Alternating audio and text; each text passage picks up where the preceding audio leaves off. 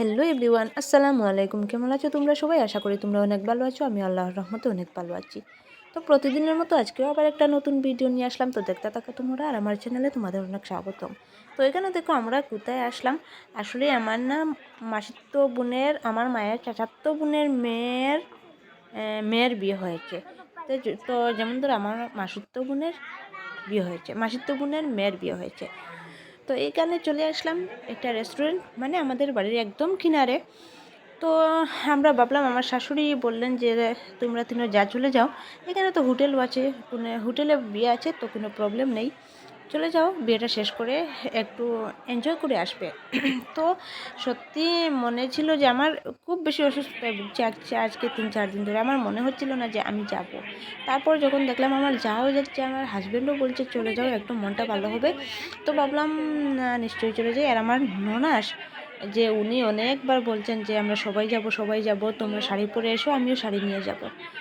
তো আমি দেখলাম যে বিয়েতে যাব, একটু তো চমক চলো শাড়ি হতে হবে, তাই না? মানে চমক চলো মানে কি বলছি যে মানে একটু হেভি শাড়ি হতে হবে। তো হেভি শাড়ি পরে গিয়ে এত যন্ত্রণা পেয়েছি, বলেছি যে আর জীবনেও কোনো দিন কোনো বিয়েতে কোনো ফাংশনে আমি শাড়ি পরে যাব না। তো এখানে ওরা ফটোশ্যুট করছে, তো আমিও ওদের ফটো নিলাম, তারপর আমরাও ফটো তুললাম। যেহেতু আমাদের ফটোটা দেখালাম না, তোমাদেরকে দেখাবো।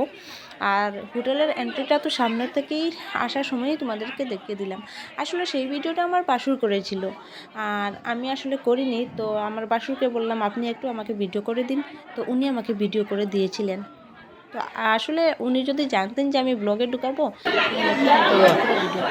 তো এখানে আমার যা বসে আছে ইয়েলো কালার শাড়ি, আর আমি মেরুন কালার শাড়ি পরে গিয়েছিলাম। তো এখানে দেখো আমার ননাস ভিডিও করেছেন। তো আবার আমি এখানে কনের একটু ভিডিওটা করলাম। তো কেমন হয়েছে আমার ভিডিওটা একটু তোমরা আমাকে বলে দিও। আর যারা এখনও আমাকে সাবস্ক্রাইব করেন, তো প্লিজ তোমরা আমাকে সাবস্ক্রাইব করে দিও। আর এইখানে দেখো আমার ননাস বসে আছেন, তো ওনারও একটু ভিডিও করলাম আমি।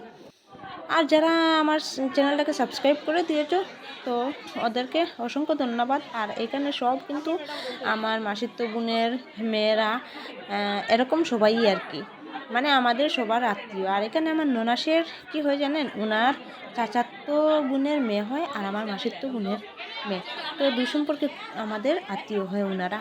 তো আজকের ভিডিওটা এখানেই শেষ করলাম, আর দেখা হবে অন্য একটা ভিডিওর সাথে। ভালো থেকে সবাই, আল্লাহ হাফিজ।